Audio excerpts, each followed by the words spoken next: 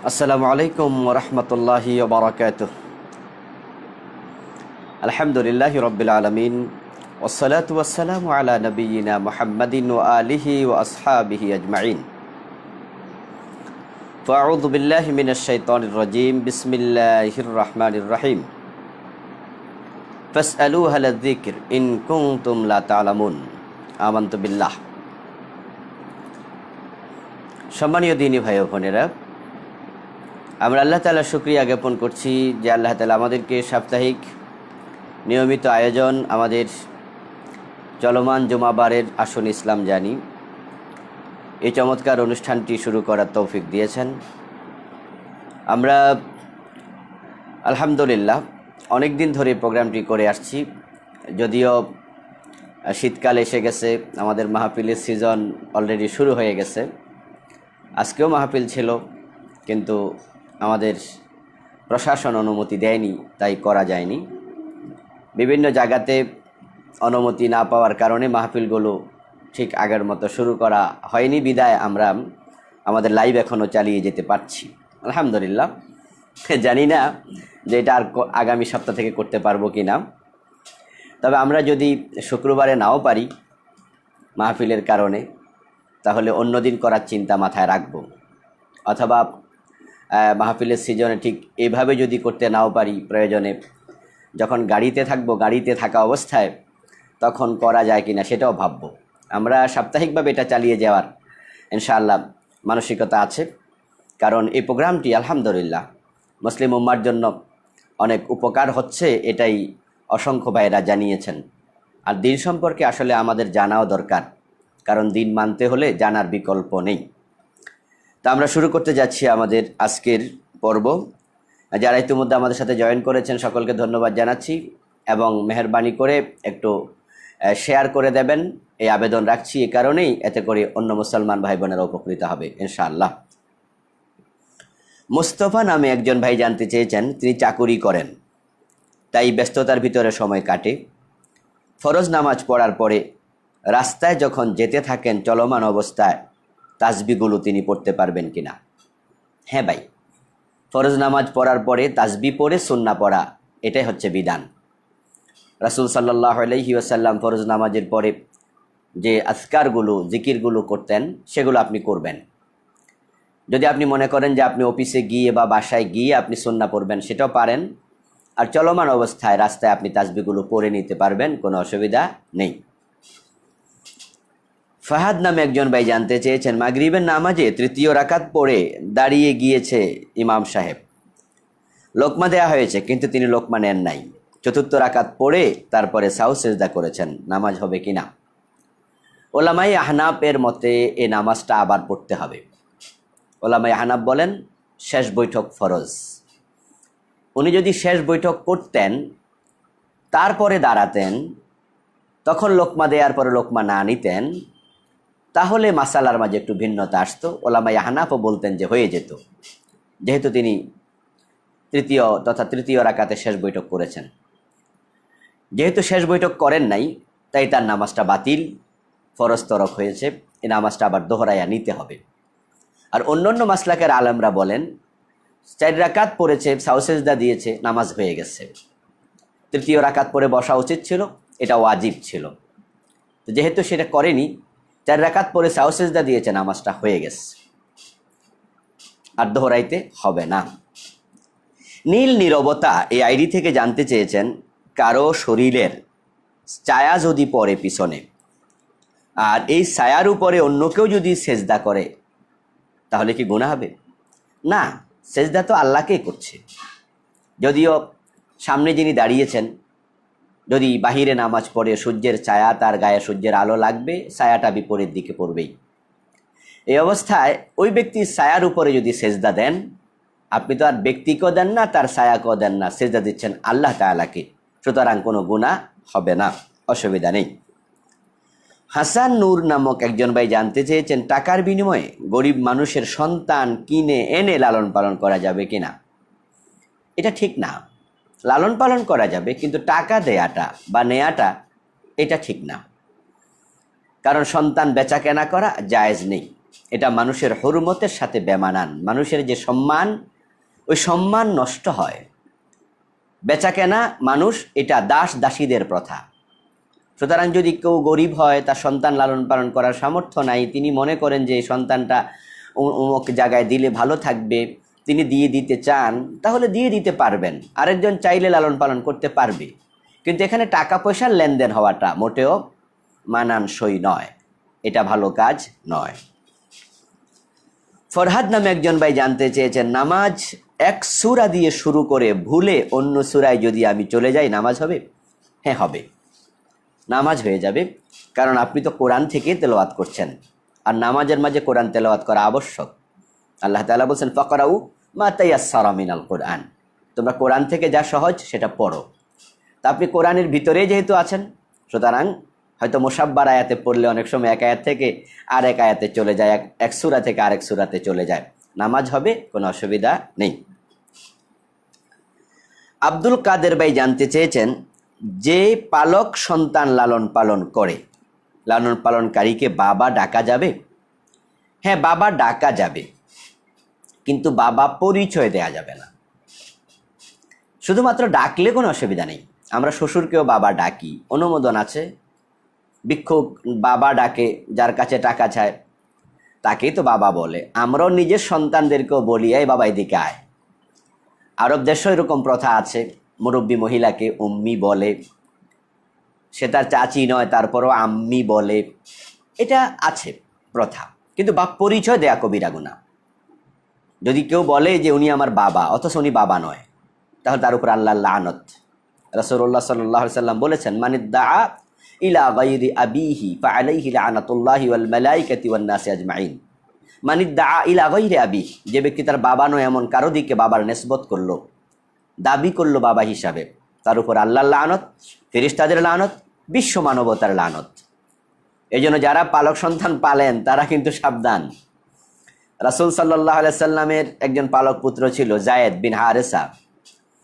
মানুষ বলতো যায়েদ বিন মুহাম্মদ, পরে আল্লাহ তাআলা নিষেধ করেছেন, বলছেন এমনটি বলো না, বরং তোমরা তার বাবার সাথে নিসবত দিয়ে বলো। তো রাসূল সাল্লাল্লাহু আলাইহি সাল্লাম তখন বলছেন, ওকে বলো যায়েদ বিন হারেসা বলো, যায়েদ বিন মুহাম্মদ বলা যাবে না। এই জন্য যারা পালক সন্তান পালেন, আপনার অনেক সওয়াব হবে। তাই বলে মায়ের দাবি করে বসবেন না, বাবার দাবি করে বসবেন না, এটা মিথ্যা। বাচ্চাটা বড় হলে তাকে ক্লিয়ার করে দেয়া দরকার। আসলে বিষয়টা সহজ না, একটু কঠিন, সামাজিকভাবেও কঠিন। আর এই বাচ্চাটা ছোটকাল থেকে বাবা মনে করে আসছে, এখন তাকে যদি জানানো হয় আমি তোমার বাবা নই, ও তোমার মা নয়, তাহলে তার মনটাও খারাপ হবে। কিন্তু আসলে বাস্তবতাতে আর অস্বীকার করা যায় না। সে আজ হোক আর কাল হোক, একটু বড় হলে কিন্তু আস্তে আস্তে করে সে শুনবে বা জানবে। তো যেহেতু এটা বাস্তব, সেহেতু বাস্তবতা একটু কঠিন হলেও মেনে নেয়াই তো কল্যাণ। তাই আমরা অনুরোধ করব, যারা সন্তান লালন পালন করছেন, আপনারা নিজে বাবা মার দাবিদার হবেন না। যখন তার জন্ম নিবন্ধন সার্টিফিকেট করবেন, তার প্রকৃত বাবার নামটাই লিখবেন, কারণ সেই তার বাবা, আপনি কিন্তু বাবা নন। মিথ্যা বলবেন না, এটা কিন্তু আত্মপ্রতারণা, এটা নিজের সাথে নিজের প্রতারণা হয়। এই জন্য আপনি, আপনার সন্তান নাই, এই জন্য আপনি আরেকজন সন্তান আনছেন। আসলে বাবা হতে সবাই চায়, পুরুষেরা, মহিলারা মা হতে চায়। বিষয়টা একটু কঠিন। তো আল্লাহ আপনাকে দেয়নি, তাই আল্লাহর সিদ্ধান্তে সন্তুষ্ট থাকুন, আর তার প্রকৃত বাবাকেই বাবা হিসাবে চিহ্নিত করুন। কাজটি একটু শক্ত হলেও কিন্তু করতে হবে, এটা আল্লাহর নির্দেশ। আল্লাহ তাআলা আমাদেরকে সহজভাবে মেনে নেওয়ার তৌফিক দান করুন। আতিকুর রহমান নামে একজন জানতে চেয়েছেন, জোহরের নামাজ 4 রাকাত সুন্নত শুরু করেছি, 2 রাকাত পরে ইকামত হয়ে গেছে, 2 রাকাত পরে ফরজ নামাজ শুরু করে দিয়েছি, এখন কি করব? পরে কি 2 রাকাত পড়ে নেব? না, দরকার নেই। আপনি যদি ফরজ নামাজ ইকামত হয়ে যায়, সুন্নতকে ছোট করবেন, ঠিকই আছে। 4 রাকাত সুন্নাহ শুরু করছিলেন, 2 রাকাত পরে সালাম ফিরিয়ে দেবেন। আর এই 2 রাকাত যে বাকি আছে, এটা পড়া দরকার নাই। তবে যদি আপনি মনে করেন যে পরে আপনি আরও 2 রাকাত, 4 রাকাত, 6 রাকাত নফল নামাজ পড়বেন, শরীয়তে অনুমোদন আছে, কিন্তু ওই 2 রাকাত কাজা করতে হবে, এটা আবশ্যক নয়। নজরুল ইসলাম ভাই জানতে চেয়েছেন, পাশের বাড়ির ফুফু হয় সম্পর্কে, তাকে বিয়ে করা যাবে? হ্যাঁ, নিশ্চয় করা যাবে। কারণ বিয়ে করা যাবে না আফন ফুফু, বিয়ে করা যাবে না স্ত্রীর জীবদ্দশায় স্ত্রীর ফুফু। স্ত্রীর ফুফুকে এবং স্ত্রীকে একসাথে বিয়ে করা জায়েজ নাই, কিন্তু স্ত্রী মরে গেলে স্ত্রীর ফুফুকে বিয়ে করা যাবে। আর আফন ফুফু কোনো দিনও করা যাবে না, এটাকে বলা হুরমতে মুআব্বাদা। আফন ফুফু হুরমতে মুআব্বাদা, চিরকাল হারাম। আর স্ত্রীর ফুফু হুরমতে মুআক্কাতা, সাময়িক হারাম। আর যারা আফন ফুফু নয়, স্ত্রীর ফুফুও নয়, এমনি মুখে ফুফু ডাকেন, এমন ফুফুকে বিয়ে করতে কোনো আপত্তি শরীয়তে নেই। আব্দুল্লাহ নামে একজন জানতে চেয়েছেন, বসে বসে আজান দেয়া যাবে কিনা। বসে বসে আজান দেয়া এটা সুন্নাহ না, সুন্নত হলো দাঁড়িয়ে আজান দেয়া। হযরত বেলাল রাদিয়াল্লাহু তাআলা আনহুকে বিশ্বনবী আজান দিতে যখন বলেছিলেন, তখন বলছিলেন কুমিয়া বেলাল ফাআযিন, বেলাল দাঁড়াও আজান দাও। এজন্য আজানটা দাঁড়িয়ে দিতে হবে, এটাই সুন্নাহ। তবে হ্যাঁ, যদি ওজরান হয়, ওজর থাকে, তাহলে ভিন্ন কথা। যেমন হযরত হাসান আল আবাদি রাহেমাহুল্লাহ একজন তাবি ছিলেন, তিনি বলছেন রাআইতু আবা যাইদিন ইউয়াজ্জিনু কায়েদা, যে আমি আবু জায়েদ নামে একজন সাহাবীকে বসে বসে আজান দিতে দেখেছি। ওই সাহাবীর ব্যাপারে তিনি আবার বলছেন আসাবাহু শাইউন ফি সাবিলিল্লাহ, আল্লাহর রাস্তায় জিহাদ করতে গিয়েছিলেন, সেখানে তার পায়ের মাঝে কিছু লেগেছিল, তিনি দাঁড়াতে সক্ষম ছিলেন না। তাহলে তিনি যেহেতু অক্ষম, ওজর আছে, তাই উনি বসে আজান দেন বা দিতেন। এরকম যদি কোনো মুয়াজ্জিন শারীরিকভাবে কখনো হঠাৎ করে অসুস্থ ফিল করে, যে দাঁড়াইতে পারছেন না, আজান দেওয়ার মতো কেউ নাই, তিনি আজানটা দিতে হবে, তাহলে তিনি বসে আজান দিতে পারবেন যদি ওজর থাকে। কিন্তু স্বাভাবিক অবস্থায় বসে আজান দেয়া সুন্নাহ নয়, খেলাফে সুন্নাহ। রফিকুল ইসলাম ভাই জানতে চেয়েছেন, ইমাম সাহেব ভুলে নামাজ পড়িয়ে ফেলেছে, অথচ তার উপরে গোসল ফরজ ছিল, করণীয় কি? ইন্না লিল্লাহি ওয়া ইন্না ইলাইহি রাজিউন। করণীয় হলো সবার নামাজ আবার দোহরাতে হবে, পবিত্রতা ছাড়া নামাজ হবে না। এখন যতটুকু সম্ভব ওনাকে বলে দিতে হবে, তাৎক্ষণিক মনে হলে কোনো কথা নাই, বলে তো দেবেনি সাথে সাথে। আর তাৎক্ষণিক যদি মনে না হয়, তাহলে পরবর্তীতে উনি ঘোষণা করে দেবেন যে গতকালকের এই নামাজটা আপনারা যারা আমার সাথে পড়েছেন, মেহেরবানি করে আপনারা এই নামাজটা আবার পড়ে নেন, কারণ আমার গোসল ফরজ ছিল, ওজর ছিল, আমার মনে ছিল না। যারা জানবে তারা আবার দোহরিয়ে নেবে, আর যারা জানবে না, আল্লাহর উপর ছেড়ে দেয়া ছাড়া কোনো উপায় নাই, আল্লাহ চাইলে ক্ষমা করে দেবেন ইনশাআল্লাহ। মুজাহিদ নামে একজন ভাই জানতে চেয়েছেন, মহিলারা বাচ্চার কানে আজান একামত দিতে পারবে কিনা। মাশাআল্লাহ, জীবন ঘনিষ্ঠ প্রশ্ন। আজকে অনেক চমৎকার চমৎকার ভালো ভালো প্রশ্ন আছে, আশা করি আপনারা উপকৃত হবেন যারা শুনবেন। এজন্য যারা এখনও শেয়ার অপশনে বাটনে টাচ করেননি, বলবো মেহরবানি করে একটু শেয়ার করে দিন। আজান দেয়া, একামত দেয়া এটা পুরুষদের সুন্নাহ। নারীরা আজান ইসলামের ইতিহাসে দিয়েছে এমন কোনো রেকর্ড পাওয়া যায় না, এমন হাদিস নেই কোনো সাহাবী আজান দিয়েছেন, কোনো মহিলা সাহাবী আজান দিয়েছেন, অথবা কোনো মহিলা তাবি আজান দিয়েছেন। আজানটা পুরুষরাই দেবে। এজন্য বাচ্চা হলে তার কানে আজান দেবে পুরুষরাই। কিন্তু যদি এমন জায়গায় বাচ্চা হয়েছে যেখানে পুরুষ পাওয়া যায় না, পুরুষ নেই সঙ্গত যে কোনো কারণে, তাহলে বাধ্য হয়ে নারীরা তার কানে আজান দেবে ওজরান। এটা জায়েজ আছে, যে আল্লাহর ওয়াহদানিয়াতের মেসেজ, আল্লাহ তাআলার বড়ত্বের মেসেজ পৌঁছিয়ে দেবে। এজন্য তখন বাধ্য হলে মহিলা ও বাচ্চার কানে আজান দিতে পারবে। তরিকুল ইসলাম নামে এক আল্লাহর বান্দা জানতে চেয়েছেন, স্বামী যদি দূরে থাকে স্ত্রীর হক নষ্ট হবে? হ্যাঁ, নষ্ট হবে। যদি স্ত্রীর অনুমতি না নেয়, এটা কিন্তু হক নষ্টের শামিল। এজন্য আপনারা যারা বাহিরে থাকেন, দূরে থাকেন স্ত্রী থেকে, তারা কিন্তু স্ত্রীর অনুমতি নেবেন এবং সে স্বাচ্ছন্দ্যে দিল কিনা সেটাও খোঁজ নেবেন। এটা না করার কারণে কিন্তু অনেকের স্ত্রী পরকীয়া লিপ্ত হয়ে যাচ্ছে। স্বামী আসে না, 2 বছর 4 বছর 6 বছর 10 বছর বিদেশ পড়ে আছে, 15 বছর, এমন ঘটনাও আছে। বিয়ে করে আসে নাই, অথবা বিয়ে করে গেছে লাগাতার নতুন বউ রেখে 5-7 বছর আসে নাই। এটা কিন্তু হক নষ্ট হয়, এটা কবিরা গুনাহ, অন্যের হক নষ্ট করা। এই জন্য স্ত্রীদের সাথে অনুমতি নেবেন, তাদের মন বুঝতে হবে। এ বিষয়ে আমরা আগেও কথা বলেছি, আজকেও বললাম। বিদেশের ভাইয়েরা একটু ডাল ভাত খেয়ে থাকতে পারলে আলহামদুলিল্লাহ। একবারে খুব আলিশান অবস্থা থাকা লাগবে, বাড়ি গাড়ি চলো হাই হেভি থাকতে হবে, অথচ বউটা পরকীয়া করছে। কারণ সে তো মানুষ, তার দোষ দেবেন কেন?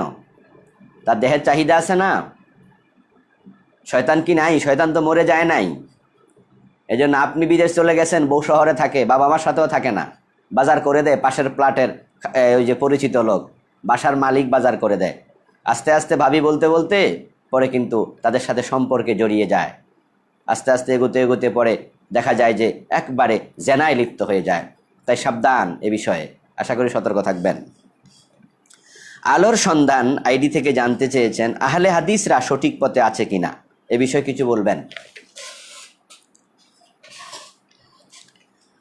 আলোর সন্ধান আইডি থেকে জানতে চেয়েছেন আহলে হাদিসরা সঠিক পথে আছে কিনা, এ বিষয়ে কিছু বলবেন।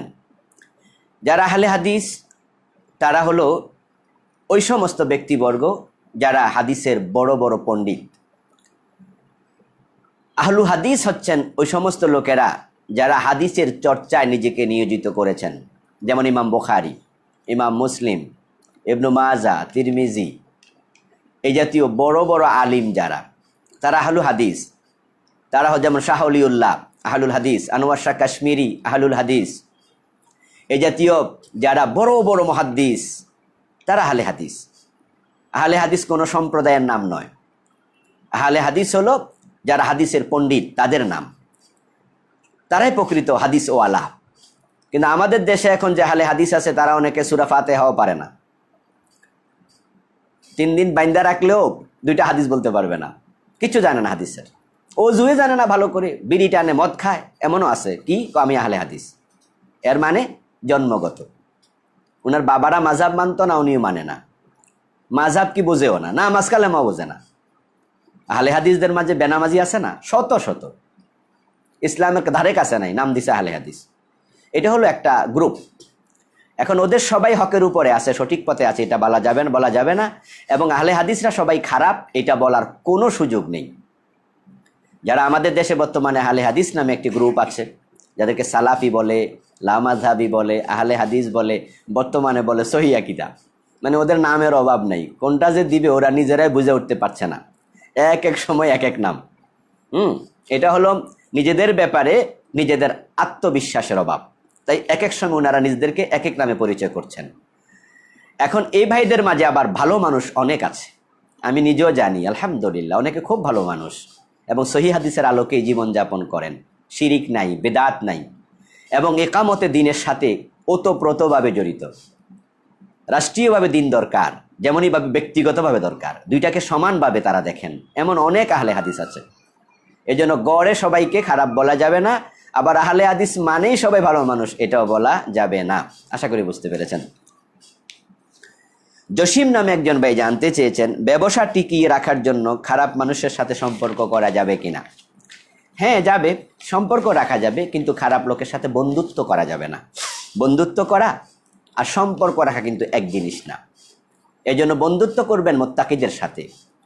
হযরত আলী বলছেন ইদা কারানতা ফাকারেন তাকিয়ান মুহাজ্জাবা, যখন তুমি কাউকে সঙ্গী বানাও, বন্ধু বানাও, মুত্তাকি মানুষকে বানাইও, ভদ্র মানুষকে বানাইও। আসলে as-সুহবাতু মুতাআসসিরা, কারণ আপনি যার সাথে সঙ্গী হবেন তার প্রভাব আপনার উপরে পড়বেই। এই জন্য আমি গার্জিয়ানদেরকে বলবো, সন্তান কার সাথে বন্ধুত্ব করছে, গার্ডিয়ান হিসাবে আপনি এটা দেখবেন, খোঁজ রাখবেন। সঙ্গীর গুণ পশিয়াছে মম মাঝে গো, নইলে কাদায় সুবাস কিয়ে তো পাইতে। ফুলের সাথে কাদা থেকে কাদার মাঝে সুগন্ধ, কবি শেখ সাদী বলেছেন।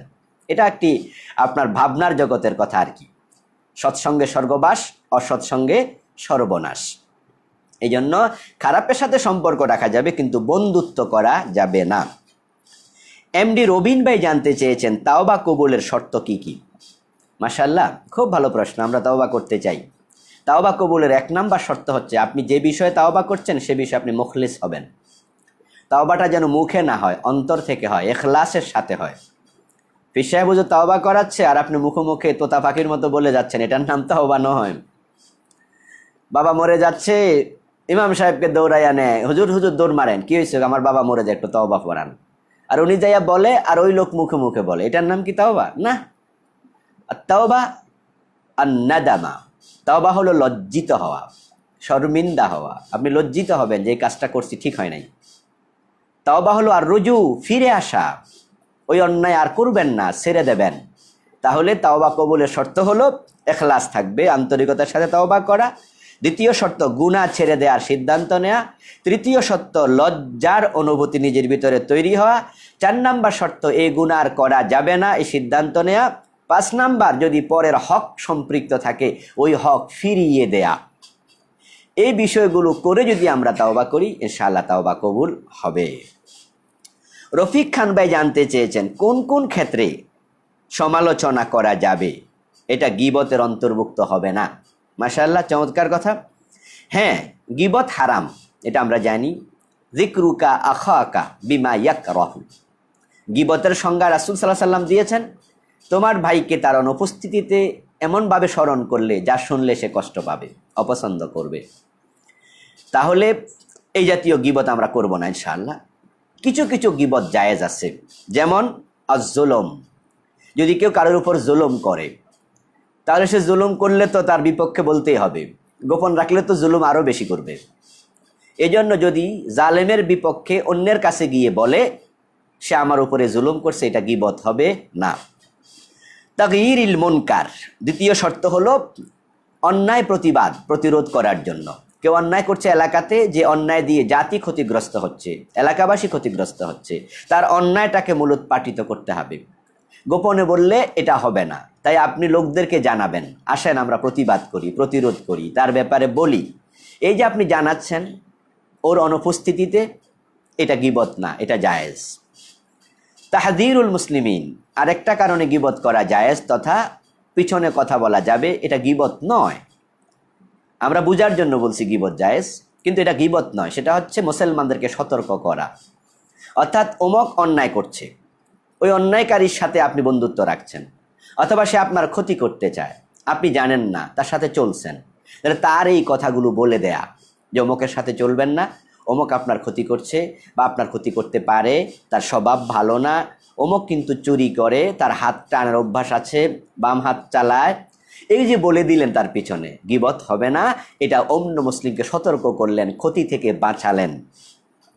আল মুশাওয়ারাতু লিন নিকাহ আও গায়রিহি, যদি আপনার কাছে কেউ কোনো বিষয়ে পরামর্শ চায়, বিবাহ অথবা অন্য কোনো ব্যাপারে, বলল যে অমুক লোকটা কেমন, তা আপনি তখন বলবেন যে কেন? তো সে এমন বিষয়ে কথা বলল যেটাতে আপনার উত্তম পরামর্শ দেওয়া উচিত, কারণ যে ব্যক্তি পরামর্শ চায় সে আমানতদারিতার সাথে চেয়েছে। তাই আল মুস্তাশারু আমিন, আপনি এখন আমানতদার, খেয়ানত করা যাবে না। মেয়েটা চরিত্র ভালো না, ছেলেটার চরিত্র ভালো না, আপনি জানেন, আপনার এলাকায় কেউ বিয়ে করাইতে আসছে, তাহলে জিজ্ঞাসা করলো মেয়েটা কেমন, ছেলেটা কেমন, আপনি যদি বলে দেন যে এটা এই অবস্থা, যেটা সত্য এটা বলে দিলেন, এটা গীবত হবে না। আশা করি বুঝতে পেরেছেন। জান্নাতুল ফিরদাউস নামে একজন বোন জানতে চেয়েছেন যে মোবাইলে কোরআনের অ্যাপ থাকে, ওই মোবাইলে পা লাগলে গুনাহ হবে? না, যদি অ্যাপটা ক্লোজ থাকে ওই অবস্থায় পা লাগে গুনাহ হবে না। কিন্তু মোবাইলের মাঝে স্ক্রিনে কোরআন দেখা যাচ্ছে, অ্যাপটা ওপেন, এই ওপেন অবস্থায় আপনি পা লাগাবেন না, কারণ তখন কোরআন দেখা যাচ্ছে, এটা যেন না হয়, সতর্ক থাকা লাগবে। কিন্তু ক্লোজ থাকলে অসুবিধা নেই। হাসিব ভাই জানতে চেয়েছেন শিয়া মতবাদ ও ইরানের ইসলামী বিপ্লব সম্পর্কে জানালে উপকৃত হব। শিয়া মতবাদ নিয়ে আমরা এর আগে আলোচনা করেছি যে শিয়াই মতবাদ এটা ফেরকায়ে দাল্লাহ, পথভ্রষ্ট সম্প্রদায় শিয়ারা। তাদের মাঝে অনেকগুলো গ্রুপ আছে, কোন কোন গ্রুপ মুশরিক, সরাসরি মুশরিক, কোন কোন গ্রুপ আছে কাফের, যেমন বিশ্ব নবীকে নবী মানে না। তাদের মাঝে কিছু গ্রুপ আছে যারা বলে ওহী নিয়ে জিবরিল আমিন এসেছিলেন আলীর কাছে, জিবরিল ভুলে মুহাম্মদের কাছে চলে গেছে, নাউযুবিল্লাহি মিন যালিক। এবং তাদের আজান শুনলে অবাক হবেন, তারা কিন্তু আজানের মাঝে হযরত আলীর কথাও বলে। আবু বকর ওমর রাদিয়াল্লাহু তাআলা আনহুমাকে গালিগালাজ করে এমন শিয়াও আছে। এজন্য শিয়াদের আকীদার মাঝে যথেষ্ট প্রবলেম, এবং তারা মাজার পূজারী, কবর পূজারী। আমার নিজের চোখের দেখা, যখন মসজিদে নববীতে নামাজ পড়ে আসরের পরে আমরা আপনার বাকি আল গারকাদ, যেটাকে বাংলাদেশে জান্নাতুল বাকি বলে, যদিও এটা হাদিসের শব্দ নয়, হাদিসের শব্দ হলো আল বাকি আল গারকাদ, ওই গারকাদ বাকি কবরস্থান, সেখানে যায়, তখন আরবের বড় বড় আলেমরা কবরের পাশে দাঁড়ায় থাকে, না হয় শিয়ারা হজরত ফাতেমার কবর কোনটা, হাসান হোসাইনের কবর খোঁজে, ফাতেমার কবর খোঁজে, সাহাবিদের কবর খোঁজে, খুঁজে খুঁজে কবরের মাটি নিয়ে পকেটে ঢুকাইতে থাকে। মানে কবরের মাটি নিয়ে যাবে ইরানে, ওদের এমন কবরের প্রতি আসক্তি। এই জন্য হুজুররা দাঁড়ায় থাকে লাঠি নিয়ে, যেন কেউ কবরের মাটিতে হাত দিতে না পারে। এবং আপনারা যারা গিয়েছেন দেখেছেন অনেক কবরের চারপাশে বেড়া দিয়ে রেখেছে, কারণ তারা ধারণা করছে যে এই কবরে হজরত ফাতেমা আছে। এবং আমি দেখেছি শিয়াদের অনেকে এরকম কাগজ নিয়ে আসে, কাগজের মাঝে ডিজাইন করা আপনার, যেমন আমরা মানচিত্রের মাঝে বাংলাদেশ কোথায় আছে খুঁজি, ওরা এরকম মানচিত্র বানায় আনছে, ওই মানচিত্র দেখে দেখে ফাতেমা রাদিয়াল্লাহু তাআলার কবর খোঁজে, খুঁজা ওখান থেকে মাটি নিতে হবে। এই জন্য বিভ্রান্তি ওদের মাঝে আছে। তবে ইরানের বিপ্লব এটা ভালো দিক, ওরা যে ইসলামী বিপ্লবটা করেছিল, ইসলামের ঘাটতি তাদের মাঝে আছে, কিন্তু বিপ্লবটা ছিল চমৎকার।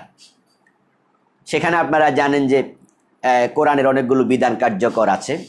ইরানে বেপর্দা বেহায়াপনা তুলনামূলকভাবে কম, পৃথিবীর অন্য যে কোনো দেশের তুলনায় ইরানে বেপর্দা খুব কম, সেখানকার মেয়েরা পর্দা করে চলে, ইত্যাদি ইত্যাদি অনেক কিছু ভালো গুণ আছে।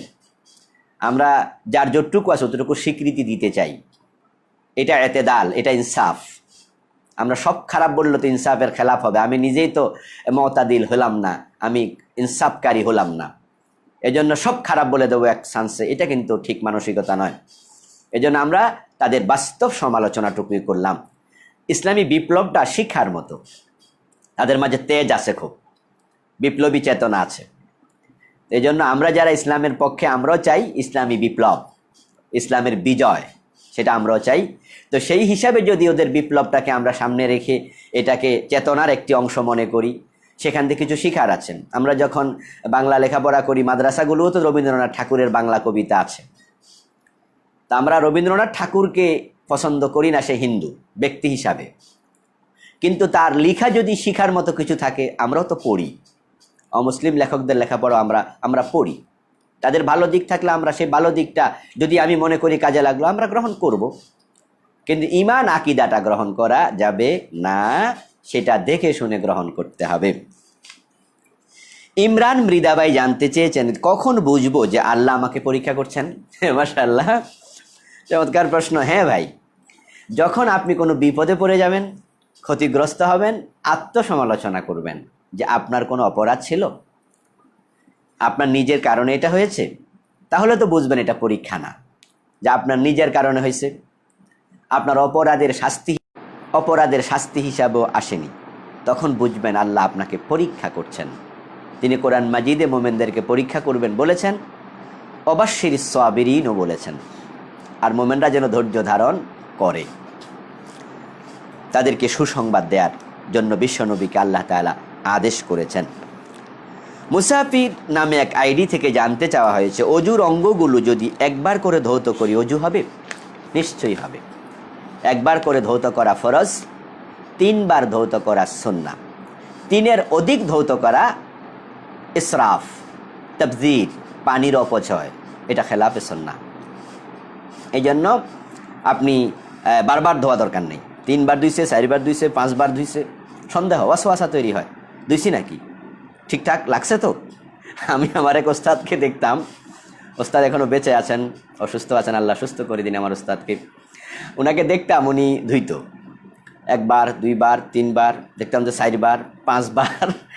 এক পর্যায়ে কী করতো, পুরা হাত পুকুরের মাঝে ঢুকাই দিত। যখন ঘাটলায় উজু করতাম আমরা দেখতাম উনি অনেকবার ধুইয়া ঘইসা তারপরে পুরা হাত পানির ভিতরে ঢুকাই দিত। এর মানে ওয়াসওয়াসা, যে আসলে কতবার জানি ধুইলা হয়েছে কিনা। এই ওয়াসওয়াসা ভালো নয়, পানির অপচয় করা যাবে না, যদি সমুদ্রেও হয়। হাফেজ আহমদ ভাই জানতে চেয়েছেন, ব্যবহৃত স্বর্ণের জাকাত দিতে হবে? এ নিয়ে আলেমদের মাঝে ইখতিলাফ আছে। একদল আলেম বলছেন ব্যবহৃত স্বর্ণের জাকাত দিতে হবে না, আরেক দল আলেম বলছেন ব্যবহৃত স্বর্ণ যদি 7.5 ভরি অথবা তার বেশি হয় তাহলে ব্যবহৃত স্বর্ণেরও জাকাত দিতে হবে। তা আমি আপনাদেরকে বলতে চাই যে হ্যাঁ, ব্যবহৃত স্বর্ণ 7.5 ভরির বেশি হলে আপনি জাকাত দিন। আলহামদুলিল্লাহ, আমাদের ঘরের জাকাত আমরা দেই, ব্যবহৃত স্বর্ণের জাকাত আমরা দেই। 7.5 ভরির বেশি হয়ে যাওয়া কি প্রমাণ করে? যে আপনি শৌখিন মানুষ, অভাবী নয়। তা আপনি শৌখিন, অথচ আপনার বাসার পাশে একজন অভাবী না খাইয়া আছে, 7.5 বড়ি 8 বড়ি স্বর্ণের মূল্য, বাজার মূল্য হয়ে যায় প্রায় 4 লাখ টাকা, 3.5 লাখ, 4.5 লাখ। এতগুলো টাকা আপনি শখে ব্যবহার করছেন স্বর্ণ, আর পাশে কত লোক না খাইয়ে আছে, গরিব আছে। আর আল্লাহ তাআলা বিশেষ করে স্বর্ণের কথা কিন্তু কোরআনে বলছেন, আল্লাযীনা ইয়াকনিজুনা আয-যাহাবা ওয়াল ফিদ্দাহ ওয়া লা ইউনফিকুনাহা ফি সাবিলিল্লাহ ফাবাশশিরহুম বিআযাবিন আলীম। স্বর্ণ এবং রৌপ্যের কথা আল্লাহ আলাদাভাবে বলেছেন। জাকাত আমরা ব্যবসায় সম্পদের জাকাত দেই, ব্যাংকের ব্যালেন্স আছে ওটার জাকাত দেই, কিন্তু স্বর্ণ রৌপ্যের কথা তো আল্লাহ স্পষ্ট করে বললেন, ওটা কেন দেবেন না? এজন্য আমিও বলবো যে জাকাতটা দেন, জাকাত দিলে কেউ ঠকে না। এজন্য আমরা ব্যবহৃত সম্পদেরও জাকাত দিতে চাই। ওলামাদের মাঝে ইখতিলাফ আছে, ইখতিলাফের ক্ষেত্রে আপনি না দেয়া ওটা সাপোর্ট না করে দেয়াটাকে সাপোর্ট করেন, এতে করে লাভবান হবে 2 গ্রুপ। যারা দেবে তারা দিয়ে সওয়াব পাবে, জাকাত দিলে কেউ ঠকে না, আর যারা নেবে তারা টাকা নিয়ে উপকৃত হবে। এজন্য আমরা লাভের দিকে যেতে চাই। আব্দুল আলিম ভাই জানতে চেয়েছেন, নামাজের মাঝে হাত বাঁধার কোন নিয়মটা সহি? কোথায় হাত বাঁধবেন এ নিয়ে আমাদের অনেক বিতর্ক। হাদিসে একাধিক পাওয়া যায়, নাভির নিচে, নাভির উপরে, বুকের উপরে, এরপরে একবারে গলার কাছাকাছি, ওইটাও একটি বক্তব্য পাওয়া যায়। ইনশাআল্লাহ আমার নামাজ নিয়ে লেখা বইটি আপনারা আশা করি এই মাসে পেয়ে যাবেন, ইনশাআল্লাহ শেষ দিকে অথবা আগামী মাসে, নিশ্চয়ই যদি আল্লাহ বাঁচিয়ে রাখেন। বই শেষ, 3য় প্রুফও দেখে ফেলেছি, জমা দিয়ে ফেলেছি অলরেডি। লাস্ট আর একটু নজর দেব, তারপরে ইনশাআল্লাহ ছাপানো হবে। ওখানে আপনারা এই সমাধানগুলো সব পেয়ে যাবেন। হাদিসের আলোকে আমি চেষ্টা করেছি, নামাজের যত অনুষঙ্গ আছে আলহামদুলিল্লাহ আল্লাহ তাআলা হয়তো সফল করেছেন, বের হয়ে গেলেই পূর্ণ সফলতা আমরা পাবো, আল্লাহ যদি কবুল করেন এটাকে, তা আপনারা পাবেন এগুলো। কিন্তু কোনটা সহি এ বিষয়ে আব্দুল্লাহ জাহাঙ্গীর স্যারের একটা আলাদা লেখা আছে, কোথায় নামাজে হাত বাঁধবেন এ প্রসঙ্গে একটি ছোট বই আছে। সেখানে উনি লিখেছেন যে সহি হলো বাম হাতের উপরে ডান হাত, এই হাদিসটাই। আর কোথায় রাখবেন এর প্রত্যেকটা হাদিস নিয়ে কিলোকাল আছে। কেউ সহি বলছেন, কেউ হাসান বলছেন, কেউ জয়ীফ বলছেন। এই জন্য আমরা বলবো যে ডান হাত রাখবেন বাম হাতের উপরে। এখন হাতের উপরে হাত, কবজির উপরে কবজি, এই হাদিস আছে, কিন্তু হাতের উপরে হাত হলো সহি হাদিস। কবজির উপরে কবজি এটা সহি নয়, এটা নিয়ে কিলোকাল আছে। মুহাদ্দিসদের কেউ কেউ জয়ীফ বলছেন, কিন্তু বাম হাতের উপরে ডান হাত রাখতে হবে এটা নিয়ে কারো কোনো কথা নেই। সহি মুসলিমের রওয়ায়াত, সহি হাদিস। তা আপনি ডান হাত রাখেন বাম হাতের উপরে, এবার যেখানে থাকুক, এবার সেটা যদি পেটের উপরে হয়, নাভির উপরে হয়, ঠিক আছে, যেখানে হয়, আপনি যেখানে ইজি আপনি অনুভব করবেন, কমফোর্ট ফিল করবেন, সেখানে রাখবেন। কাউসার খান ভাই জানতে চেয়েছেন, মুসলিম শাসক ব্যতীত জিহাদ করা যাবে? মুসলিম শাসক ব্যতীত জিহাদ করা যাবে যদি উলিল আমর থাকে। মুসলিম শাসক নাই, কিন্তু মুসলমানরা মাজলুম, তাহলে কি মাইর খেয়ে যাবে, প্রতিরোধ করবে না? যেমন ধরেন ভারতের কোনো অঞ্চলে যেখানে কোটি কোটি মুসলমান থাকে, সেখানে যদি ভারত সরকার বলে মসজিদ ভেঙে দেব, নামাজ পড়তে পারবা না, নামাজে যাইয়া দাঁড়াইলে পিটায়, তো ভারতে কি মুসলিম শাসক আছে নাকি? নাই তো। এখন ওরা কি করবে? শুধু মাইর খেয়ে যাবে, প্রতিরোধ করবে না। প্রতিরোধ করার নামে তো জিহাদ। তখন তাদের নিশ্চয় লিডার আছে, একজন উলিল আমর হবে, মুসলমানদের মাঝে লিডার হবে, উলির আমর নেতৃত্ব দেবে। তবে নেতৃত্ব ব্যতীত বিশৃঙ্খলভাবে জেহাদ হবে না। জেহাদ কিন্তু একটি সুশৃঙ্খল কাজ, প্রতিরোধ হবে শৃঙ্খলার সাথে। এই জন্য সব জায়গায় শাসকের সত্য দেয়া যাবে না। তবে হ্যাঁ, শাসক যদি থাকে, মুসলিম শাসক, তার নেতৃত্বে জেহাদ হবে, এটা তো ভালো কথা। আশা করি বুঝতে পেরেছেন। হাসান খান ভাই জানতে চেয়েছেন, মনে অনেক খারাপ চিন্তা আসে, বেঁচে থাকার উপায় কি? চমৎকার প্রশ্ন। হ্যাঁ ভাই, ওয়াসওয়াসা আসে, শয়তান মনের মাঝে এগুলো তুলে ধরে, বিভিন্ন বাজে চিন্তা। তা আপনি এই বাজে চিন্তা থেকে বাঁচতে হবে। আল্লাহ তো এগুলোও জানেন। ইয়ালামু খায়িনাতাল আয়ুন ওয়া মা তুখফিস সুদূর, যে অন্তরে যা আছে আল্লাহ সেটাও জানেন, যেটা গোপন আছে।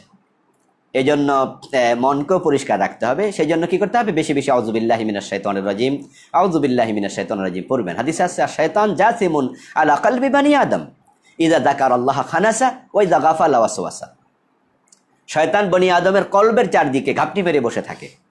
ইন্না শাইতান ইয়াজরি মাজরাদ দাম, অন্য হাদিসে পাওয়া যায় শয়তান মানুষের লোহিত কণিকায় চলতে থাকে, রক্ত যেমন চলে শয়তানও তেমন চলে, লোহিত কণিকায় মিশে যায় সে।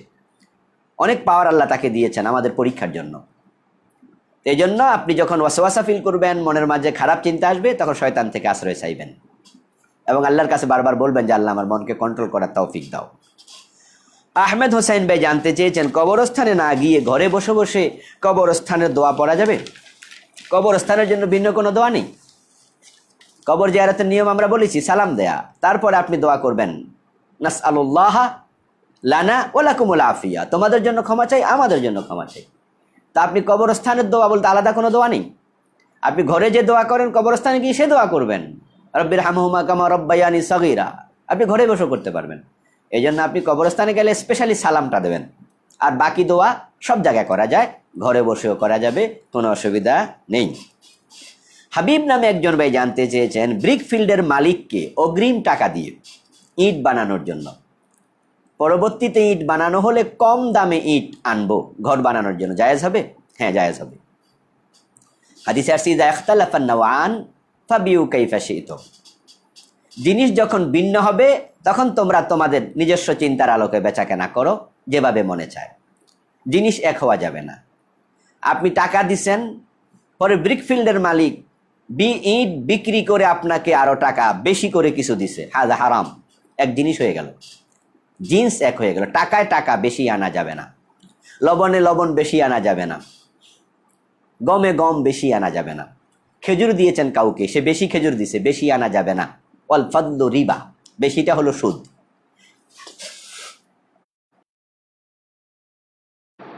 এই সময় ফোন দিয়ে দিয়ে আমাদের অনেক ডিস্টার্ব করে ভাইয়েরা। ইউটিউবার ভাইদের কাছে আমার বিনীত আরজ থাকবে, আপনারা আমার মোবাইল নাম্বার আমার অনুমতি ছাড়া কেউ দেবেন না আপনাদের চ্যানেলে। আমার মোবাইল নাম্বারটা আমার অনুমতি ছাড়া কেউ কাউকে দেবেন না, বিনীত আরজ করছি। এত বেশি ফোন আসে যে ফোনগুলো রিসিভ করা যায় না, এক এক দিনে কয়েকশো ফোন আসে, প্রয়োজন অপ্রয়োজন, হাই হ্যালো কেমন আছেন হুজুর, হুজুর আপনার মনে পড়ছে, রাতে 3টা বাজে হুজুর আপনারে মনে পড়ছে, তাহাজ্জুদ পড়তে উঠছিলাম তাই একটু ফোন দিলাম। আমার যে ঘুমের 12টা বাজে, এই মহিব্বিন ওনার কোনো খবরই নাই। বিদেশ থেকে রাতের 3টা 4টায় ফোন দেয়, 2টায় ফোন দেয়। মাঝে মাঝে একটু মন খারাপ হয়, এত রাতে ঘুমটা নষ্ট করলেন ভাই, কেন ফোন দিলেন? বলে হুজুর আমাদের এখানে তো দিন, তো বাংলাদেশে যে রাত এটা আপনি জানেন না। সরি সরি সরি, এই যে কত 1-2 দিন না ভাই, শত শত ডিস্টার্ব, প্রায় দিন। এরপরও আমাদের ধৈর্য ধরে কথা বলতে হয় আর কি। মাঝে মাঝে ফোনও একটু হয়তো যথাযথ সম্মান দিয়ে বলতে পারি না, কারণ মনটা বিগড়াইয়া যায় তো মাঝে মাঝে। এই যে এখন লাইভ চলছে, কত ফোন আসছে, যাই হোক সরি। যদি আপনার এটুকু যারা ইউটিউবে দেবেন এই কথাগুলো কেটে ফেলবেন, কেটে ফেলে বাকিটা জোড়া লাগিয়ে দেবেন। আপনি টাকা দিয়েছেন ইট বানানোর জন্য, উনি ইট বানাইয়া আপনাকে ইট দেবে, সেখানে দাম কম ধরবে, কারণ আপনি আগে টাকা দিয়েছেন, কোনো অসুবিধা নেই। দিয়েছেন টাকা, পেয়েছেন ইট, কোনো অসুবিধা নেই, এটা পাবেন। কিন্তু টাকা দিয়ে আনবেন না, কিন্তু টাকা এটা নিষেধ করেছি। মামুন ভাই জানতে চেয়েছেন, যারা দলিলবিহীন আলোচনা করে তাদের পরিণতি কি হবে? আমাদের দেশে অনেক বক্তা এটা করে থাকেন, উনি বললেন আর কি, উনার সাথে আমি একমত। যে এমন কিছু কিস্সা কাহিনী বলে, এমন হাদিস বলে, জানে যে এটা জাল হাদিস। কেমন কথাবার্তা, কেমন কথাবার্তা, জানে এটা ঠিক না। আফ্রিকার জঙ্গল, আপনাদের মনে থাকার কথা, যে জঙ্গলে গেছে পীর সাহেব, ওখান থেকে আবার চলে আইছে।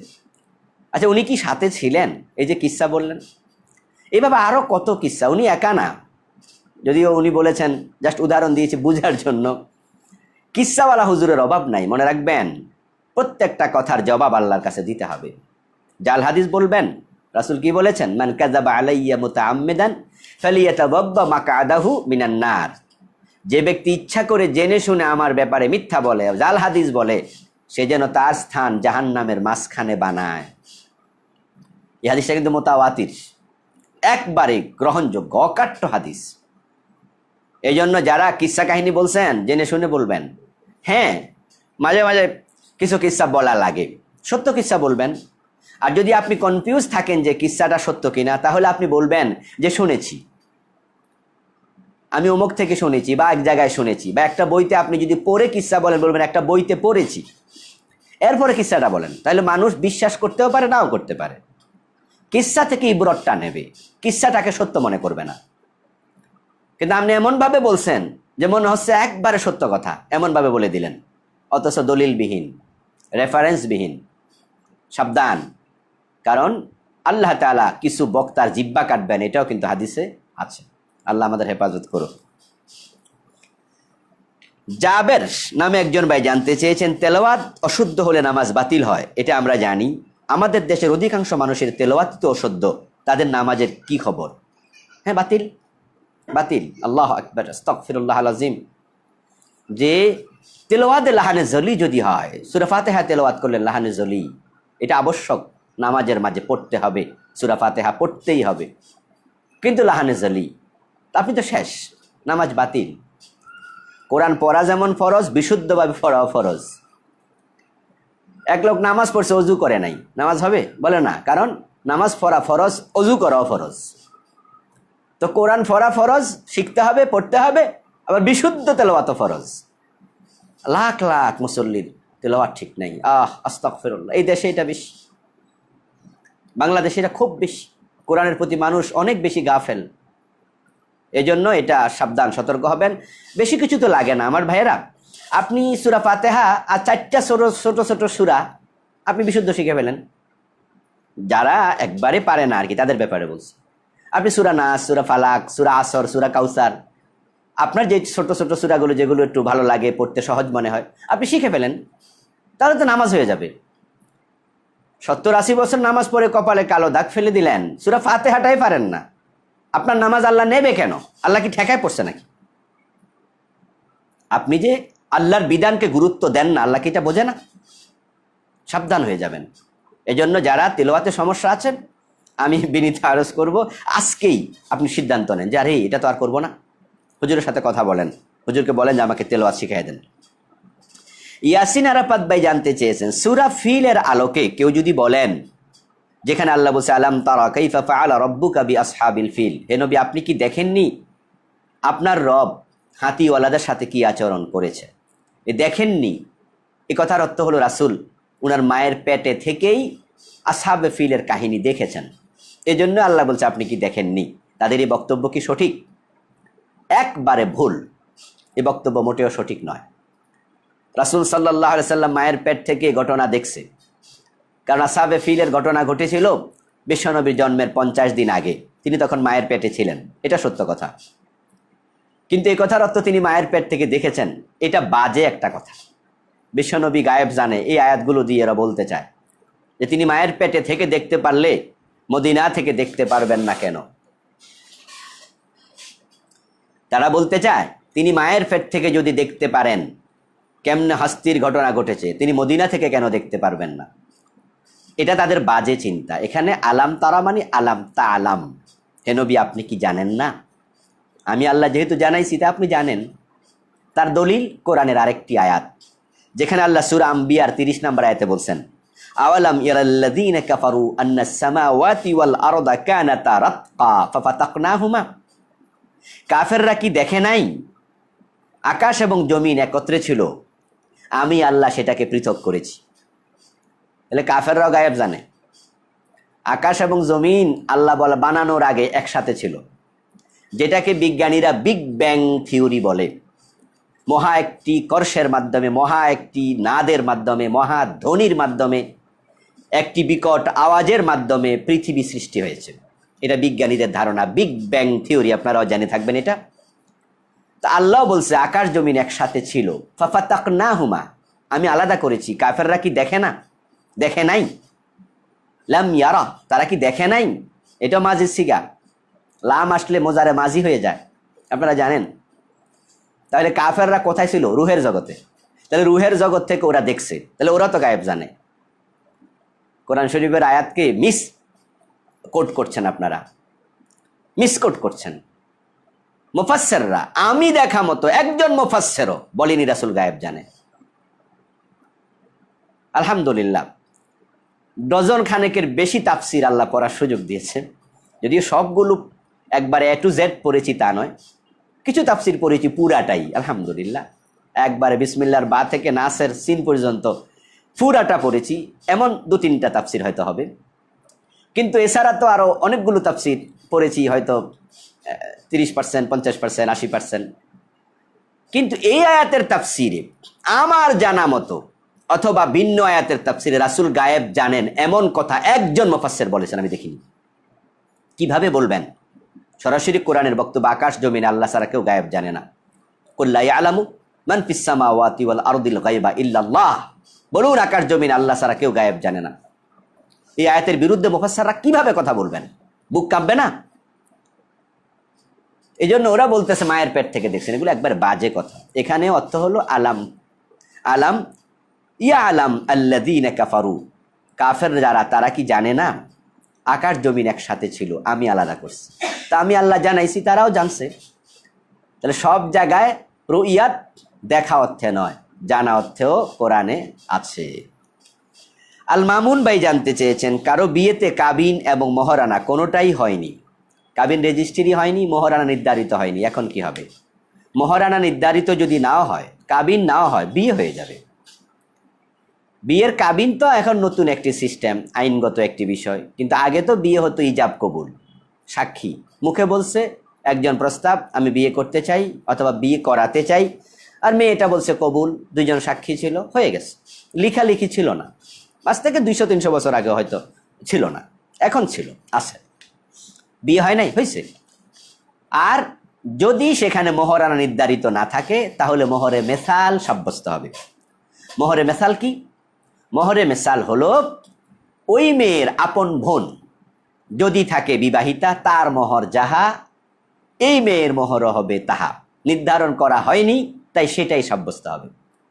মেয়ের বোন নেই, ফুফু আছে, ফুফু বিবাহিতা, ফুফুরটা হবে। তার মায়ের, তার খালার, তার খুব নিকটাত্মীয় যারা আছে তাদেরটা দিয়ে সাব্যস্ত হবে। এটাকে মোহরে মেসাল বলে। ওই পরিমাণ মোহর দিতে হবে। সাইফুল ইসলাম ভাই জানতে চেয়েছেন, ল্যাপ তোষকে যদি নাপাকি লাগে, এটা তো মোটা, ধোয়া যায় না, পরিষ্কার করব কিভাবে? শুকাই ফেলবেন। শুকাই ফেলার পরে যদি নাপাকিটা ফিটাইয়া সরাইয়া দেওয়া যায়, খামসিয়ে বের করে ফেলা যায়। প্রস্রাব পায়খানা লাগছে, শুকানোর পরে ফেলে দেন, ওই জায়গাটা একটু পানি দিয়ে ধোয়েন, ধুইয়া এটা রোদে দেন, পরিষ্কার হয়ে গেল। আর যদি প্রস্রাব লাগে তাহলে আপনি এটা রোদে দেন, রোদে দিলে শুকায় যাবে। শুকায় যাওয়ার পরে এর উপরে যদি আপনি আবার ঘুমাতে চান ঘুমাবেন, এখানে বসে খাইতে চান খাবেন, এর উপরে জায়নামাজ বিছিয়ে নামাজ পড়তে চান, শুকিয়ে যাওয়ার কারণে তার কোনো আর্দ্রতা আর লাগবে না, ওই জায়নামাজটা পবিত্র হওয়া লাগবে, তাহলে সেখানে নামাজও পড়তে পারবেন। তবে এমন জায়গায় নামাজ না পড়ে একবারেই পরিচ্ছন্ন জায়গায় পড়ার ব্যাপারে আমরা সাজেস্ট করতে চাই। কাপড়ের এক অংশে নাপাকি লাগলে অন্য অংশ কি নাপাক হবে? সাইফুল ভাই এটাও জানতে চেয়েছেন। না, কাপড়ের এক অংশে নাপাকি লাগলে অন্য অংশ নাপাক হবে না, ঠিক যে অংশে নাপাকি লেগেছে ওই অংশ ধুয়ে দিলে হবে। ক্ষণিকের মুসাফির আইডি থেকে জানতে চাওয়া হয়েছে, জুমার দিন মারা গেলে কোনো ফজিলত আছে? হ্যাঁ, একটি হাদিস পাওয়া যায়, তিরমিজি সহ একাধিক হাদিসের কিতাবে এসেছে। রাসূলুল্লাহ সাল্লাল্লাহু আলাইহি ওয়াসাল্লাম বলেছেন, মা মিন মুসলিম ইয়ামুতু ইয়াওমাল জুমুআহ আও লাইলাতাল জুমুআহ ইল্লা ওয়াকাহুল্লাহু ফিতনাতাল কবর। যদি কোনো মুসলিম ব্যক্তি জুমার দিন অথবা জুমার রাতে তথা বৃহস্পতিবার রাত আর দিবাগত রাত অথবা শুক্রবার দিন মারা যায়, তাহলে আল্লাহ তাআলা ওই মুসলিমকে কবরের আযাব থেকে হেফাজত করবেন। একটা হাদিস পাওয়া যায়। মুসলিম হওয়া লাগবে, মুসলিম হওয়া লাগবে। ওয়ালা তামুতুন্না ইল্লা ওয়া আনতুম মুসলিমুন। এই জন্য মুসলিম অবস্থায়, ইমানদার অবস্থায় মারা গেলে এমনিই তো কবর থেকে আযাব থেকে মুক্তি পাওয়া যাবে। আর সেদিন মারা যাওয়ার কারণে প্রকৃত মুসলিম যারা, আল্লাহ ওই দ্বীনের ফজিলতের কারণে তাদেরকে কবরের আযাব থেকে হেফাজত করবেন, এই মর্মে হাদিস পাওয়া যায়। সিফাত নামে একজন ভাই জানতে চেয়েছেন, কুইজ প্রতিযোগিতা করা জায়েজ আছে কিনা? হ্যাঁ ভাই, কুইজ প্রতিযোগিতা করা জায়েজ আছে, যদি জুয়া না হয়, কোনো টাকা অগ্রিম নেয়া না হয়, ওই টাকা থেকে কেউ পুরস্কার পাবে কেউ পাবে না, এইভাবে যেন দেয়া না হয়। যদি অগ্রিম টাকা না নেয়, জুয়া না হয়, তাহলে কুইজ প্রতিযোগিতা করতে কোনো আপত্তি নাই। আফনান মাহবুব নামে একজন ভাই জানতে চেয়েছেন, আমি জামাতে 1 রাকাত পেয়েছি, না 1 রাকাত পাই নাই, কিন্তু ইমামের সাথে ভুলে সালাম ফিরিয়ে ফেলেছি, করব কি?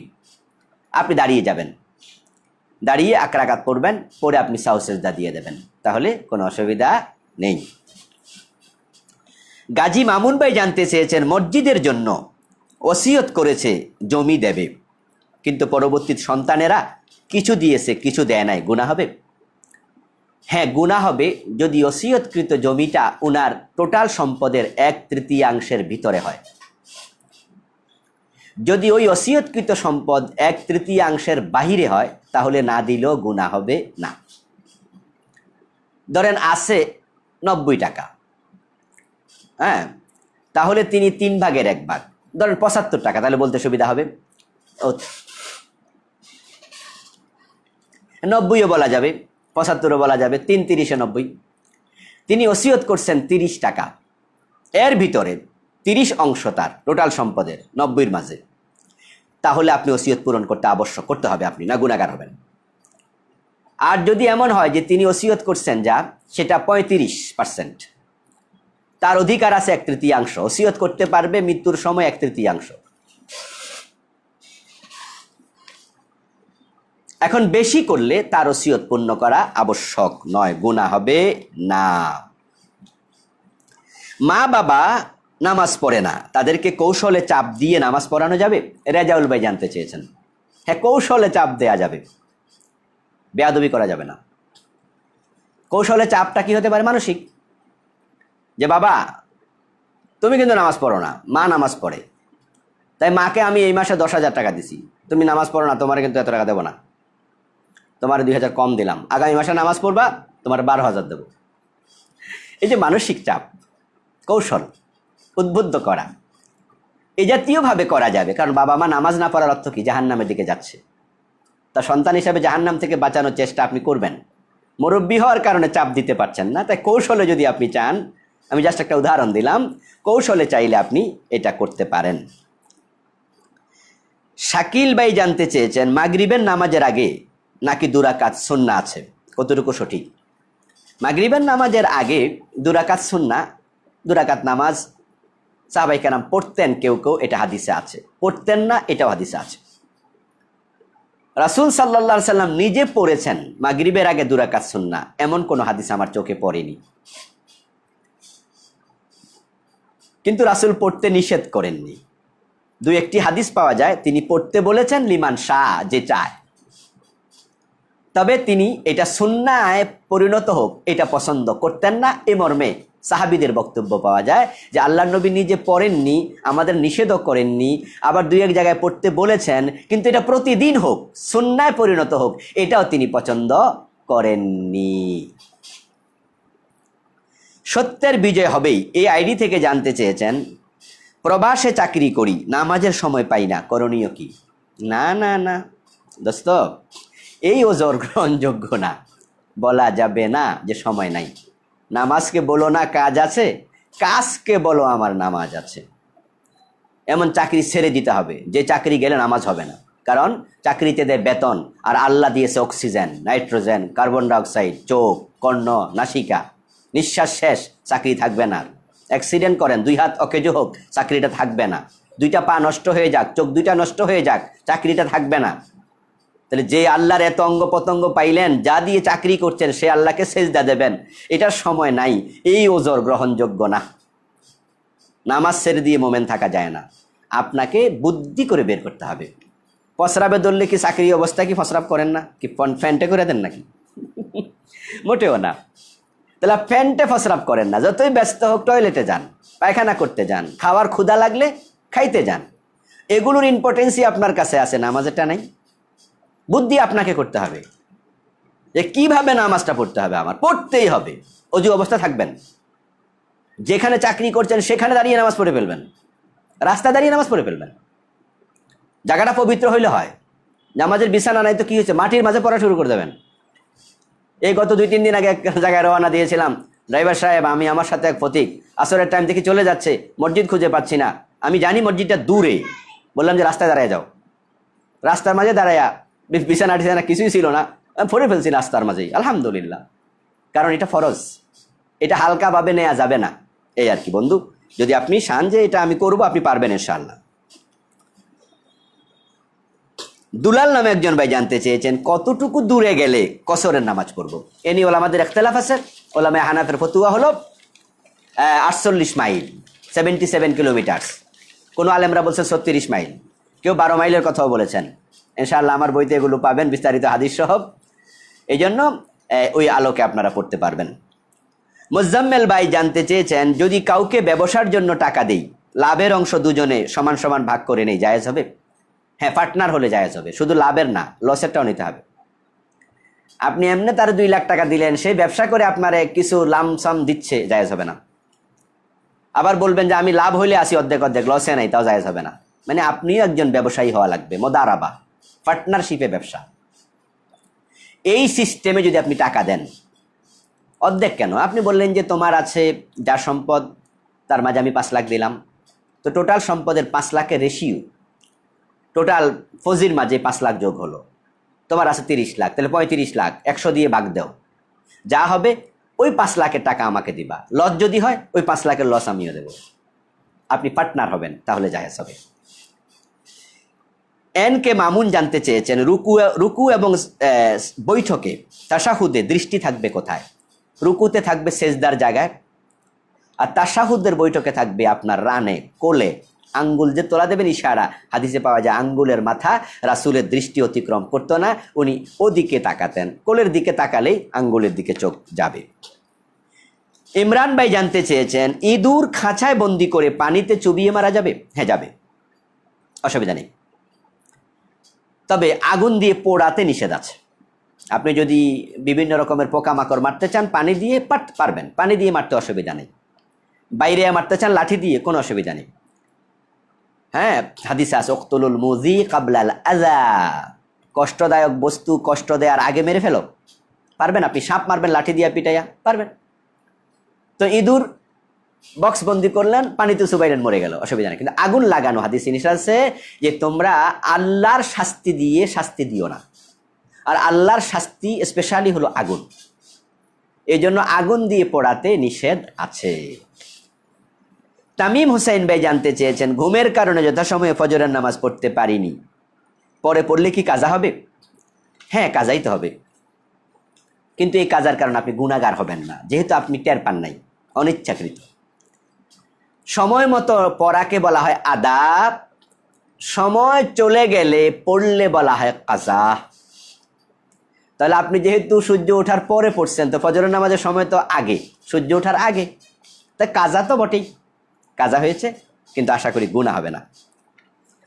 আল মুমিন ভাই জানতে চেয়েছেন সুদের টাকা সুদখোরকে না দিয়ে জোর খাটিয়ে সরাই দিলাম, জায়েজ হবে? তারে আসল টাকা দিছে, সুদের টাকা দেয় নাই, এই হুজুর বলছে সুদ খাওয়া হারাম, দেওয়া হারাম, তা দিব না। এই হাদিস আমল করা খুব সুবিধা, সুদের টাকা দেয়া থেকে বেঁচে যাবেন।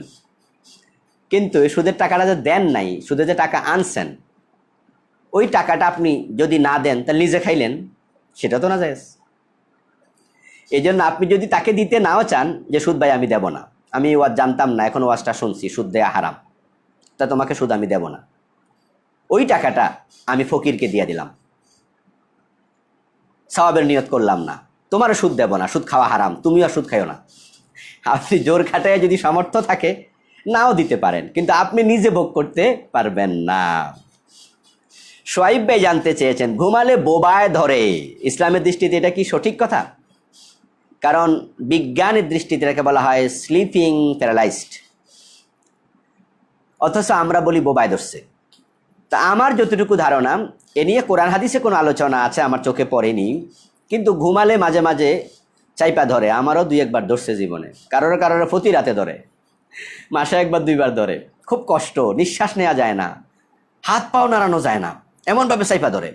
এটা হয়, এটা দুষ্ট জিনের কাজ, যতটুকু আমি জানি, দুষ্ট জিনদের কাজ, এটাকে আমরা বলি বোবায় ধরছে। এই জন্য আমরা দোয়া দুরুদ পড়ে ঘুমাই, লাইট জ্বালায়া যদি কেউ ঘুমায় তাহলে এটা কম হয়, এবং একা একা না ঘুমিয়ে পাশে কাউকে রেখে ঘুমালে এটা একটু কম হয়। ওই অবস্থায় যদি আপনি কষ্ট পান, পাশে কেউ জেগে থাকে আপনাকে টাচ করলে, তখন এটা সেরে যায়। তো এই জন্য এটাকে জিন ধরেছে এটা বলা যেতে পারে। হাসান নামে একজন জানতে চেয়েছেন রাসূল সাল্লাল্লাহু আলাইহি সাল্লামের পিতা মাতাকে তিনি কবর থেকে তুলে তারপরে কালেমা পড়িয়েছেন, তারপরে তারা আবার কবরে চলে গেছে, এ কথা কি সঠিক? একজন বক্তা কয়েকদিন আগে বলেছেন, এটা মোটেও সঠিক কথা নয়, এমন কোনো বক্তব্য হাদিসে পাওয়া যায় না, এটা একটি মন গড়া কথা। আলেমরা যদি সতর্ক হয়ে কথা না বলে, কে সতর্ক হয়ে কথা বলবে? রাসূলের মা বাবা যদি মুমিন অবস্থায় মারা যেতেন, অথবা তারা দ্বীনে হানিফের উপর অটল অবিচল থাকতেন এবং তারা যদি জান্নাত পান, এগুলো তো আমাদের কাছে আনন্দদায়ক খবর, সত্য কথা, আমরা আনন্দিত হব, খুব মজা পাবো। কিন্তু দলিল ছাড়া বলবো কিভাবে? রাসূল সাল্লাল্লাহু আলাইহি ওয়াসাল্লাম বলেন যে আমি আল্লাহর কাছে দোয়া করেছিলাম, আমি যেন আমার মা বাবার জন্য দোয়া করি, ইস্তেগফার করি, ক্ষমা চাই, আমাকে অনুমতি দেয়া হয়নি, আমাকে অনুমতি দেয়া হয়নি। ইস্তেগফার কাদের জন্য নাজায়েজ, বুঝতে তো পারছেন? রাসূল বলছে আমাকে অনুমতি দেয়া হয়নি। এরপরে সহিহ মুসলিমে তো একটা হাদিস আছেই, রাসূল সাল্লাল্লাহু আলাইহি ওয়াসাল্লামের কাছে এক সাহাবী গেলেন, গিয়ে বললেন যে আমার বাবার কি খবর? তিনি বললেন তোমার বাবা জাহান্নামে আছে। ওই সাহাবী এই কথাটা শুনে চলে যাচ্ছিলেন। রাসূল সাল্লাল্লাহু আলাইহি ওয়াসাল্লাম তখন ভাবলেন লোকটা তো মন খারাপ হবে, তাই তিনি তাকে ডাকলেন, ডেকে বলে ইন্না আবাকা ওয়া আবি ফি জাহান্নাম, যে তোমার বাবা আমার বাবা দুজনই জাহান্নামে। সহিহ মুসলিমের হাদিস ভাই। যদি কেউ রেফারেন্স জানতে চান আমি হাদিস নাম্বার সহ বলবো, আজকে হাদিস নাম্বারটা আমি কোট করিনি, একবারে সহিহ মুসলিমের রাওয়ায়াত, সহিহ হাদিস। তো সুতরাং এখানে মন গড়া কথা কিভাবে আমরা বলি? ইব্রাহিম আলাইহিস সালামের বাবা জাহান্নামী, এটা শুনতে আমাদের কষ্ট হয়। রাসূল সাল্লাল্লাহু আলাইহি ওয়াসাল্লামের মা বাবাকে কবর থেকে তিনি তুলেছেন, আচ্ছা মরার পরে কি আমল জারি থাকে? কে বলেছে এসব কথা? মরার পরে তো সব আমল বন্ধ, সব শেষ। এখন মা বাবার কবর থেকে তুলছে, তারপরে কালেমা পড়াইছে, তারপরে আবার কবরে গেছে, আপনার কাছে দলিল কোথায়? সুস্পষ্ট দলিল তো চাই। কোনো ঐতিহাসিক বলেছে, কেউ বলেছে, কোনো কিতাবে পাইছি, এটা কি কথা হইতে পারে নাকি? অথচ আমি শুনেছি একজন বিজ্ঞ আলেমের মুখে এই কথা। ওই আলেমগুলোর কি অবস্থা জানেন? এলেম আছে, তারা হলো ওই সমস্ত মানুষের মতো যারা তাদের সামনে যা পায় তাই তাদের বক্সে ঢুকায়, বস্তায় ভরে। সামনে স্বর্ণ পাইছে সেটাও বস্তায় ঢুকাইছে, সামনে কিছু ময়লা পাইছে সেটাও ঢুকাইছে। বস্তা অনেক বড়, বস্তার ভিতরে কি আছে? মাল সম্পদ আছে, সাথে আছে গোবর, ময়লা, বালু, আবার সাথে স্বর্ণ আছে, টাকাও আছে, সব বস্তায় ঢুকাইছে। তো বস্তার মুখ খুলে দেন, খুলে দিলে সব বাইরে হইব। কিন্তু আলহামদুলিল্লাহ আমরা একটু বিচার করে ঢুকাই আর কি, সামনে যা পাই আমরা তাই নেই না, আমরা একটু বিচার করি যে হাদিসটা সহিহ না জয়ীফ না হাসান না মাউদু। তারপরে যখন বলি তখন ওই শব্দ সহ বলি যে হাদিসটা এই। আর ভুলে যদি কিছু বলে ফেলি আল্লাহর কাছে ক্ষমা চাই যে আল্লাহ এটা আমার এলেম ছিল না, বলে ফেলছে, আমরা মাফ করে দাও। পরে আবার যখন দলিল পাই তখন আমরা আবার বলে দেই যে এটা বলছিলাম, এটা ভুল ছিল। কিন্তু এই হুজুরগুলো সামনে যা পায় তাই ঢুকায় বস্তার মাঝে, আবার বের করে দিলে সব একসাথে বের করে দেয়, দলিলবিহীন কথা। আল্লাহ হেফাজত করুক আমাদের। রাকিব ভাই জানতে চেয়েছেন কোন পাপের, কোন পাপ কাজের শাস্তি কোরআনের আলোকে দুনিয়ায় যদি দেয়া হয় সে কি আবার আখেরাতেও পাবে? এ বিষয়ে ওলামায়ে কেরামের দুটি বক্তব্য আমি জানি। একদল আলেম বলছেন যে না, সে দুনিয়া শাস্তি পেয়েছে, আখেরাতে আর পাবে না। কিন্তু আরেক দল আলেম বলেছেন পাবে না, তার সুস্পষ্ট কোনো দলিল নেই, এই জন্য আল্লাহ চাইলে আখেরাতে আবার দিতে পারেন। দুনিয়া চুরি করছে, হাত কাটছে, শাস্তি পেয়েছে কোরআনের আলোকেই, কিন্তু আখেরাতে আল্লাহ বলবেন আমার কথা কেন শোনস নাই, তিনি এটা বলতে পারেন, তাই তিনি চাইলে আবারও আযাব দিতে পারেন। কিন্তু আরেকজন আলেম বলেন যে না, একই পাপের শাস্তি দুবার হয় না, আর আল্লাহ তো কারোর উপরে এভাবে জুলুম করবেন না, তাই তারা আশাবাদী যে দুনিয়া শাস্তি পেয়ে গেলে আখেরাতে আর শাস্তি লাগবে না। তবে হ্যাঁ, যাকে শাস্তি দেয়া হয়েছে সে যদি তাওবা করে ফেলে তাহলে আখেরাতে শাস্তি আর নেই। এই বিষয়ে তাওবা কবুল হলে শাস্তি হবে না আখেরাতে দ্বিতীয়বার, সব আলেম একমত। আশা করি বুঝতে পেরেছেন। আব্দুল্লাহ মামুন ভাই জানতে চেয়েছেন 3 তাসবিহ পরিমাণ সতর খোলা থাকলে নারীদের অথবা পুরুষদের নামাজ ভেঙে যাবে। 3 তাসবিহ বলতে কি বোঝায়? 3 তাসবিহ সুবহানাল্লাহ, সুবহানাল্লাহ, সুবহানাল্লাহ, এই যে আমি 3 বার বললাম, এই 3 বার বলার যে সময়টুকু এটা হলো 3 তাসবিহ পরিমাণ সময়। আশা করি বুঝতে পেরেছেন। মাসুদ রানা ভাই জানতে চেয়েছেন নামাজের বৈঠকে দোয়ায়ে মাসুরা শেষ হওয়ার আগে ইমাম সালাম ফিরিয়ে ফেলেছে, এখন কি করব? সালাম ফিরিয়ে ফেলবেন। দোয়ায়ে মাসুরা পড়া তো সুন্নাহ, সুন্নাহ মুস্তাহাব্বা। আপনি যদি দোয়ায়ে মাসুরা না পড়েন নামাজের কিচ্ছু হবে না, পড়লে সওয়াব হবে। তো ইমাম সাহেব সালাম ফিরেছে, ইমামকে অনুসরণ করা তো ফরজ, আপনি সালাম ফিরিয়ে ফেলবেন, দেরি করা যাবে না। মারুফ নামে একজন জানতে চেয়েছেন, হাদিস এবং কোরআন দুটি যদি ওহী হয় তাহলে রাসূল কিভাবে বুঝতেন কোনটা কোরআন কোনটা হাদিস? চমৎকার প্রশ্ন। হ্যাঁ, হাদিস এবং কোরআন দুইটাই ওহী, একটা ওহিয়ে মাতলু আর একটা ওহিয়ে গায়রে মাতলু। কোরআন হলো ওহিয়ে মাতলু, হাদিস হলো ওহিয়ে গায়রে মাতলু। রাসূল কিভাবে জানতেন কোনটা মাতলু কোনটা গায়রে মাতলু, কোনটা কোরআন কোনটা হাদিস? সেটা হলো জিবরিল আমিন ওনাকে বলে যেতেন যে এটা কোরআনের অমুক সূরা, 3টে আয়াত নাজিল হয়েছে সূরা বাকারার, এর আগে নাজিল হয়েছে বাকিগুলা। তাহলে রাসূলকে বলে যেতেন যে এটা সূরা বাকারার আয়াত এবং অমুক নাম্বার আয়াত। কোরআন যে সানবিন করা হয়েছে, তারতিব দেওয়া হয়েছে সূরার, তারতিব দেওয়া হয়েছে আয়াতের, কোন আয়াতের পরে কোন আয়াত, এগুলা কিন্তু বানাইয়া দেওয়া হয় নাই, মন গড়া না। এইভাবে রাসূল বলেছেন, কাতিবুল ওহী যারা তারা লিখেছেন, রাসূলের নির্দেশনা ক্রমে লিখেছেন। এজন্য আপনি ভাববেন না যে রাসূল কিভাবে জানলেন, জানা গেছে জিবরিল আমিন, এটা কোরআন। আর জিবরিল আমিন হাদিস নিয়ে এসেছেন, ওহিয়া গায়রে মাতলু নিয়ে এসেছেন, মানুষের সুরত ধরে অনেকবার এসেছেন, কোরআনের আয়াত ছাড়াও এসেছেন। বিশ্বনবীর কাছে কোরআনের জিবরিল এসেছেন কোনো কোনো ঐতিহাসিকরা বলেন 24,000 বার। তো কোরআনের আয়াত তো মাত্র 6,000-এর কিছু বেশি, 24,000 বার যে আসলেন, তাহলে বোঝা গেল তিনি অন্য কিছু নিয়ে এসেছেন, অর্থাৎ হাদিস নিয়ে এসেছেন। এবং জিবরিল আমিনের আগমন ব্যতীত আরও তো কিছু প্রকার আছে ওহী নাজিল হওয়ার, হৃদয় পটে জাগ্রত হওয়া, ঘণ্টা ধ্বনির আওয়াজ হওয়া, এরপরে পর্দার অন্তরাল থেকে আওয়াজ করে বলা, এভাবে তো ওহী নাজিলের মোট 7টি পদ্ধতি পাওয়া যায়।